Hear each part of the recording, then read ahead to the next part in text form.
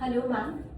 Ma'am, pregnancy के duration में काफ़ी क्वेश्चनर्स हमने पुट अप किए थे कि बहुत सारे क्वेश्चंस रहते हैं, but ma'am we can't forget post pregnancy, क्योंकि पोस्ट प्रेगनेंसी एक ऐसा फेज है जब बहुत सारे मिथ्स और ये सब चीज़ें सामने आती है। तो I have jot down some of the questions, और मैम हम चाहेंगे कि आप उस चीज़ के बारे में हमारे सारे जितने क्लाइंट्स हैं और पेशेंट्स हैं उनको इस बारे में बताएं। Sure, that is Ma'am, like very important. Yes ma'am. Ma'am, सबसे बहुत लेमन क्वेश्चन है कि मैम मेरे प्रेगनेंसी के बाद पेट बहुत बाहर आ गया है, उसको अंदर करना है, तो क्या मैं टाइटली बेल्ट बांध लूँ? मैम यूजुअली ऐसा सब बोलते हैं। ये तो बहुत कॉमन धारणा है कि बेल्ट लगाते रहोगे तो 6 महीने तक तो पेट बाहर नहीं आएगा, लेकिन आई वुड लाइक टू से बेल्ट लगाने से आपके मसल्स और ज्यादा कमजोर हो जाते हैं और आपकी मसल्स काम ही नहीं कर रहे हैं, वो टोन नहीं हो रहे हैं, तो that is why you don't have to use a belt. Belt अगर चाहिए तो थोड़ा बहुत हफ्ते भर आपको पेन रिलीफ के लिए, सपोर्ट के लिए चाहिए तो पहनिए, अदरवाइज उसको बिल्कुल हटा दीजिए। 45 डेज के बाद एक्सरसाइज करिए to tone up. Ma'am, caesarean normal दोनों केसेस में आप बोलेंगे कि? Yes, I advise in both. 45 days के बाद आप एकदम जितना जल्दी एक्सरसाइज स्टार्ट करेंगे उतना अच्छा रहेंगे। मैम, सेकंड बहुत कॉमन क्वेश्चन है कि मैम जैसे जब मेरी प्रेगनेंसी हो गई है तो मैम मेरे पीरियड्स वापस कब स्टार्ट होंगे, और मैम अगर पीरियड स्टार्ट नहीं हो रहे हैं तो क्या मैं वापस प्रेग्नेंट तो नहीं हो जाऊंगी? या that's a good question. Periods तो definitely there is no time. कभी किसी के फर्स्ट मंथ में ही आ सकते हैं, किसी के 6 महीने पे आएंगे, किसी के साल भर भी नहीं आएंगे, तो it is very different in all people. या किसी किसी को इरेगुलर भी होंगे, ऑफ एंड ऑन आएंगे। So every patient is different, but you have to remember कि कॉन्ट्रासेप्शन आपको जरूर लेना है। प्रेगनेंसी आपको जरूर हो सकती है, आप इस गलत फहमी में ना रहें कि महीना नहीं आ रहा है तो प्रेगनेंसी नहीं होगी। मैम, इसके बाद बहुत एक कॉमन चीज़ें हो जाती है कि जैसे मैम डिलीवरी होके आए, फीमेल ऑलरेडी इरिटेटेड, बहुत एजिटेटेड रहती है, तो लगता है ना कब नहाऊं मैं, कब अपना फर्स्ट बाथ लू एंड एवरीथिंग, और कुछ लोग बोलते हैं नहीं 7 दिन तक नहीं नहाना है, 10 दिन तक नहीं नहाना है, तो मैम एक्चुअली क्या करना चाहिए? एकदम तुरंत नहाना है, और मैं तो कोशिश करती हूँ कि पेशेंट्स यहाँ पे सेकंड थर्ड डे ही नहा कर जाए, बिकॉज जिससे उनको ये समझ में आए कि नहाना is not at all a problem. Every caesarean हो या नॉर्मल डिलीवरी में definitely every day take a bath, you have to keep yourself clean, and caesarean में भी you have to keep yourself clean, you can take bath every day. टांके पे पानी जाता है, आजकल टांके भी इतने अच्छे होते हैं, डिजॉल्विंग होते हैं, they also have no issues at all, तो आप आराम से नहाइए। Cleanliness is very important. Right ma'am. Ma'am, breast pumps जैसे मदर अब बेबी को दूध पिलाते हैं, बट बहुत मदर इसलिए बहुत डरे हुए रहते हैं कि मेरा दूध उतना बन नहीं रहा है, मेरा दूध उतना नहीं आता है, मेरा बच्चा भूखा है एंड एवरीथिंग, तो कुछ बोलते हैं कि नहीं ब्रेस्ट पम्प्स यूज करो ताकि खट्टा होकर आराम से पिला दो। तो यू रियली सजेस्ट कि यूज करना चाहिए breast pump? No, first of all I would like to say breast pump का मतलब क्या होता है। ब्रेस्ट पम्प का मतलब ये होता है कि एक्स्ट्रा मिल्क जो ब्रेस्ट में रह रहा है फीड कराने के बाद उसको निकालने के लिए। Okay, so breast pump is not meant to feed the baby. अगर आप कोशिश करोगे कि ब्रेस्ट पंप से निकाल दें, दूध इकट्ठा कर दें और पिला दें, then the milk will not come. Slowly एक स्टेज आएगी जब दूध आना बंद हो जाएगा, क्योंकि दूध कैसे आता है, वो ब्रेस्ट जब बच्चा सक करता है, वो सकिंग रिफ्लेक्स से मिल्क आता है, ब्रेन में वो हार्मोन स्टिमुलेट होता है और मिल्क रिलीज होता है। तो जब ऐसा हो ही नहीं रहा है तो दूध तो बंद ही हो जाएगा। So please do not indulge in breast pumps, only it is meant for extra milk extraction. Okay ma'am, after delivery बहुत फीमेल्स इस चीज़ की भी कंप्लेन करती हैं कि उनको नीचे बहुत ढीलापन लगने लग गया है, चाहे नॉर्मल हो चाहे सिजेरियन हो। उसके बाद कभी कभी बोलते हैं कि मैं ज़्यादा प्रेशर करती हूँ या कुछ भी करती हूँ तो कहीं ना यूरिन लीक हो जाता है, I feel something is coming out, ऐसा कुछ हेवीनेस आती है। तो ma'am this is very normal कि इसमें मतलब क्या होता है एग्जैक्टली मैम, ये क्यों होता है ऐसा feel? See this is not normal, लेकिन आज तक मैं ये कह सकती हूँ कि जैसे पहले क्या होता था, आप डॉक्टर के पास भी जाते थे तो डॉक्टर कहता था हाँ नॉर्मल हुआ है तो ऐसा ही होता है। But in today's world we are so conscious about our health, that is why अब तो पेल्विक फ्लोर के लिए भी हम उतने ही कॉन्शियस हैं। बाकी बॉडी के लिए तो हम एक्सरसाइज करते हैं, we try tone up, everyone has got आजकल कि मेरे को जिम जाना है, एक्सरसाइज करना है, स्ट्रेंथ ट्रेनिंग करना है। तो similarly pelvic floor muscle is equally important. Pelvic floor को भी हमें बिल्ड करना है। वो तो एक ऐसा सपोर्ट सिस्टम है जो हमारे यूट्रस को, यूरिनरी ब्लैडर को सपोर्टेड रखता है। तो उसी की वजह से ये जो ढीलापन महसूस होता है डिलीवरी के दौरान, उसके हार्मोन्स के कारण जो हो गया, डिलीवरी में जो हो गया, तो दैट इज द रीजन कि आपको ये तकलीफ होती है। तो उसके लिए बेस्ट है कि आप पहले कीगल्स एक्सरसाइज सीखिए। बहुत ज़्यादा जोर मत लगाइए, बहुत वजन का जोर मत दीजिए अपने मसल्स को अगर आपको बहुत ढीलापन लग रहा है तो। एंड आजकल मशीन्स हैं जिनसे कि एक्सरसाइज कर सकते हैं, कीगल्स एक्सरसाइज कराई जाती हैं। तो वो जैसे हमारा सेंटर है यहाँ पर है उपलब्ध। पोस्ट डिलीवरी में भी 45-50 डेज जब भी आपकी ब्लीडिंग बंद हो जाती है, you can come sit on the machine and have very good Kegels exercise like 11-12,000 जो खुद से नहीं कर पाएंगे, तो उनको करना जरूरी है। चाहे सिजेरियन हो चाहे नॉर्मल हो, everyone should do because pelvic floor muscle building equally important है like any other muscle। Okay ma'am, एक बहुत बड़ा मिथ जो सबके दिमाग में रहता है और हर कोई आपसे पूछता होगा कि जब मैम मेरी नॉर्मल डिलीवरी होगी, मेरे को ट्रैवल करना है या मेरे को सीढ़ियाँ कब चढ़नी है, तो मैम आप बहुत फेमिलियर होंगे इस क्वेश्चन से, तो मैम इस बारे में। सो travelling is not at all a problem, but I would say जैसे 6 वीक्स अच्छा समय बनाया गया है ना, जिसमें सारे प्रेगनेंसी के चेंजेस वापस हो जाते हैं। यस, तो इट्स प्रेफरेबल कि 6 वीक्स पे आप ट्रैवल करो। You can travel by train, flight, तब तक बच्चा भी थोड़ा सेटल हो जाता है। So that's not at all an issue. You can always travel these days. And ma'am, what about the stair climbing? Stair climbing is not at all a problem thing. You can do it even after a cesarean. Once you get back home, you can go up. Another thing I would like to add, what I have in mind is Indian style toilet use करें कि Western? Yes ma'am.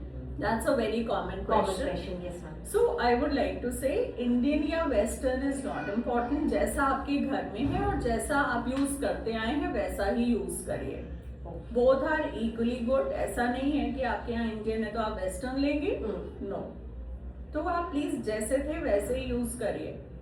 It does not matter at all. Squat में या आलती पालती लगाने में caesarean के बाद भी कोई फर्क नहीं पड़ेगा।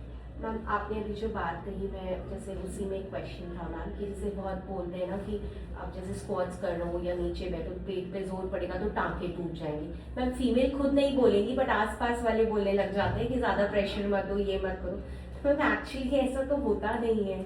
ऐसा बिल्कुल नहीं होता है। And personally the sutures are so good and personally with my own experience मैं अपने पेशेंट्स को आलती पालती सेकेंड डे ऑनवर्ड्स लगवाती हूँ। And usually they are sitting on bed, आलती पालती लगा के आराम से बेबी को लेके फीड कर रहे होते हैं। So I don't mind patient doing any kind of activity, और जितना अच्छी एक्टिविटी करते हैं उतना ही जल्दी रिकवर करते हैं। And your main focus is clear. Be very free with everything. Yes. Get into your normal routines, get it back to your work life, and get back to your normal eating habits. As soon as you get back into it, you feel healthy, you feel good, you feel normal. You don't feel sick कि नहीं हम तो बीमार हैं. That is what I don't want.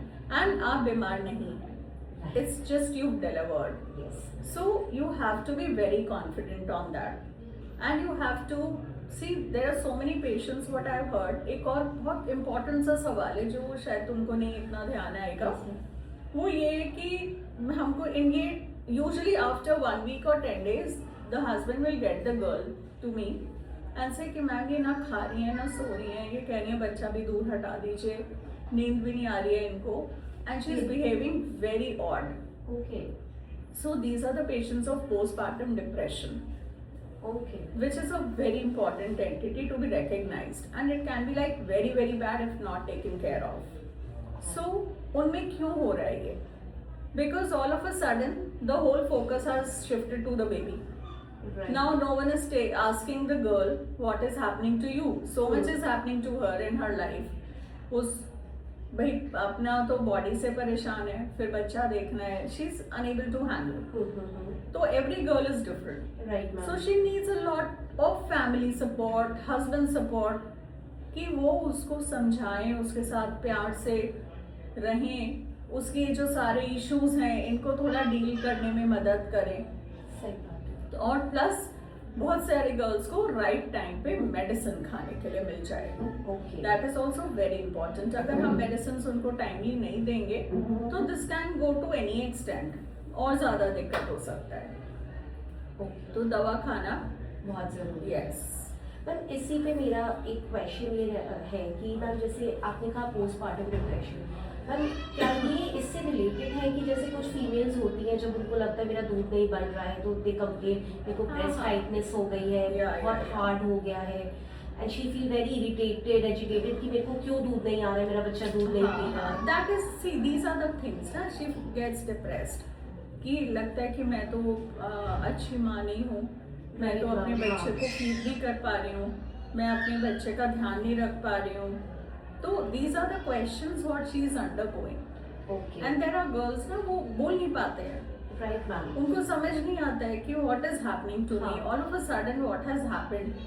तो उसी से वो सोएंगे नहीं, फीडिंग करेंगे, वो प्रॉपर नहीं हो पाएगी, लैच नहीं हो रहा है, बच्चा इज क्रैंकी। Right ma'am. तो all these lead to depression, but the thing is you really need to just work hard on feeding. Feed जितना कराओगे, जितना latch कराओगे, slowly, and I always want to tell everyone, it is a very slow and steady process. You have to keep on trying. Okay, Keep on trying again and again. The more you try, the more you will succeed. And it will happen. And only think कि भाई बाकी लोगों ने भी तो किया है ना, आप ही कर पाओगे एक दिन। सही बात। तो don't feel harassed or don't feel कि नहीं मैं नहीं कर पा रही हूँ।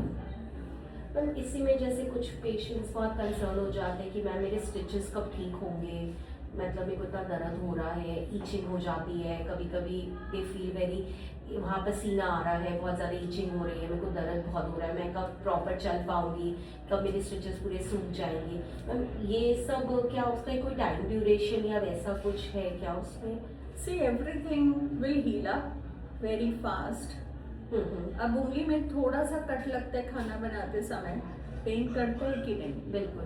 तो जब इतना बड़ा स्टिच लगा है तो वो कुछ तो पेन करेगा ही ना, राइट। ठीक है। और जैसे जैसे सूखता है तो थोड़ी ड्राई होता है तो खिंचावट आती है, पेन होता है, इचिंग होती है। हाँ। They are all good signs, okay. They will happen. Okay. लेकिन हफ्ते भर में 10 दिन में ये सब नॉर्मल हो जाता है। Okay. And you will feel absolutely. और जितना आप अपने स्किन को, अपने स्टिच को स्ट्रेच होने देते हो काम करने से, वॉक करने से, हाँ। तो आप ये सोच सकते हो ना कि कपड़ा सिला सिकुड़न आ गई, हाँ। तो जितना आपका मूवमेंट हुआ वो खुल जाती है सिकुड़न। राइट। तो it is just like that. Okay. तो आप जितनी एक्टिविटी करते हो उतने आप अच्छे हो जाते हो। सही मैम। और जो स्वेलिंग आती है चली जाती है कि पैर ऊपर करके रखते हैं सब, मतलब ये बहुत कॉमन है मैम स्वेलिंग थोड़ा आना? बहुत स्वेलिंग, वाटर रिटेंशन, ये सब इश्यूज हैं, लेकिन यू हैव टू अंडरस्टैंड कि स्वेलिंग इसलिए आ जाती है कि कभी कभी बीपी हाई हो सकता है, कभी खून की कमी हो सकती है। अच्छा। तो या फिर कोई ऐसा तो नहीं कि जिसका हार्ट डिजीज का कोई इश्यू हो। तो आपको पहले ये सब रूल आउट करना है कि क्यों स्वेलिंग आ रही है। अगर कोई नॉर्मल रीजन है तब तो खुद ही चली जाएगी।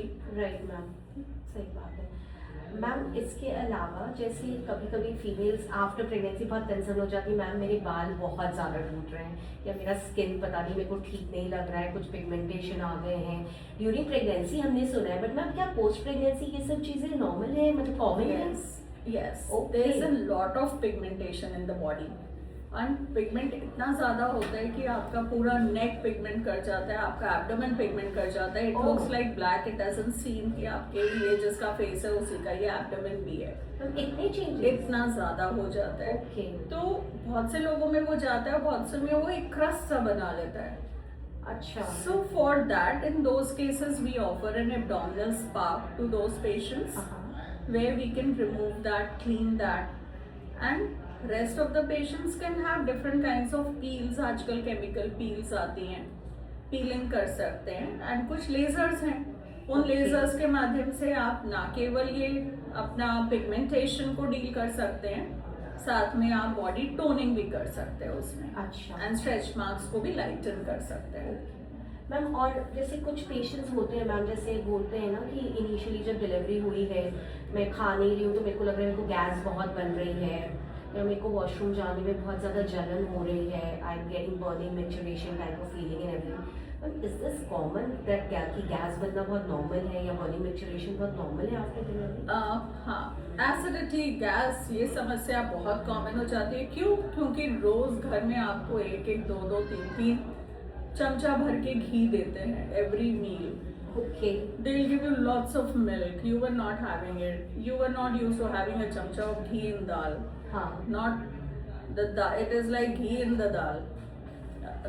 Not ghee in the dal. It is the dal in the ghee. That is how people feel. Yes, ma'am. So अगर ऐसा आप खाओगे, you are not used to having all these laddus and matris and everything all the time.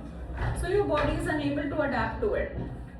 So I would say eat healthy. Eat high protein diet, hydrate yourself, drink lots of water. Okay. Because you are feeding, you are losing all your water. That is why you feel burning and micturition, urine में जलन। Okay. तो जितना पानी पियोगे, पानी, दूध कहाँ से बनेगा? पानी से। Right. तो जितना पानी पियोगे उतना दूध अच्छा बनेगा। Usually old ladies in the house will tell you, पानी मत पीना, पेट बाहर आ जाएगा। अच्छा। So that is not the thing. पानी पियोगे तभी दूध आएगा। दूध के लिए पानी किधर से आएगा? कोई एक्स्ट्रा सोर्स तो है नहीं। So from where is it coming? It is what you are drinking. Okay. That is why 2-3 litre 4 litre पानी पीना है। और अब तो पानी की ज्यादा जरूरत है। हाँ। एंड एक और बहुत सवाल आता है, मदर कहती है कि डॉक्टर मैं तो जब दूध पिलाती हूँ मैं प्यास लग जाती है मुझे बहुत। हाँ। और घर वाले कहते हैं कि बस अजवाइन का पानी पियो, पानी नहीं पियो। अच्छा। So she is so thirsty now. You can understand. She is thirsty because she's lost all the water. Right. So now she has to drink almost a liter of water to hydrate herself. That's why she's always thirsty. Right. Okay, ma'am. एक question है, थोड़ा secretive है ma'am, कि जैसे बहुत females शायद वो पूछ नहीं पाती हैं सबके साथ में, बट मैम जो सेक्सुअल एक्टिविटी है, what is the right time to start that, की मतलब आफ्टर प्रेगनेंसी के बाद वो कब? See, it is like 40 days, 45 days. Once they are fine, they can always start with their regular marital relations. But always remember, you need to take a contraceptive. Never think that you are post-delivery that you will not conceive. You can conceive. Contraception भी अलग आते हैं जो post pregnancy के होते हैं, तो that your doctor will definitely let you know कि क्या खाना है। अपने मन से नहीं खाना है कुछ भी, ना खाना है ना कुछ भी यूज करना है। Always take a consultation. And ma'am, last question, what is the right time after pregnancy? When should a lady meet a doctor, her gynec? उसको क्या क्या चीज़ें हैं, क्या changes 45 मंथ में आते हैं, तो कब उसको एक सही टाइम में मिलने का? See, I call all my patients at 45 days. The reason being, vaccination है बेबी का उसी दिन, so she can see the pediatrician also because उसको घर से लोग बहुत ज़्यादा नहीं आने देते हैं। Right. So that is the day the baby is vaccinated, and she can come to her doctor and ask all such queries what she has faced. She can know about the contraceptive. She can know about any vaccine which is to be taken. Okay. The exercise schedule, the diet schedule. Right. Okay, so all these things are what are to be discussed at the postpartum meet. Okay. And that is why I will tell her about the pelvic floor exercises and the various exercise what she really needs to build up. Okay. Now post delivery. And if she really takes those advices well, then I'm sure no woman is going to be unhappy. She'll be really happy, very confident mother. And even breastfeeding advices. Those Right. are actually 145 days you've seen what hardships you've faced. Yes, So that exactly, is the ma'am. time when I'll be able to help you out. Na? What you need, what is wrong you've done, what is right. Right. So that is exactly. how you just understand. Right. So that's a very important consultation. Thank you, ma'am, very much. That was a great interaction session. Hope we expect some more questions for the other topics too. I'm waiting for your YouTube subscriptions and everything. Thank you.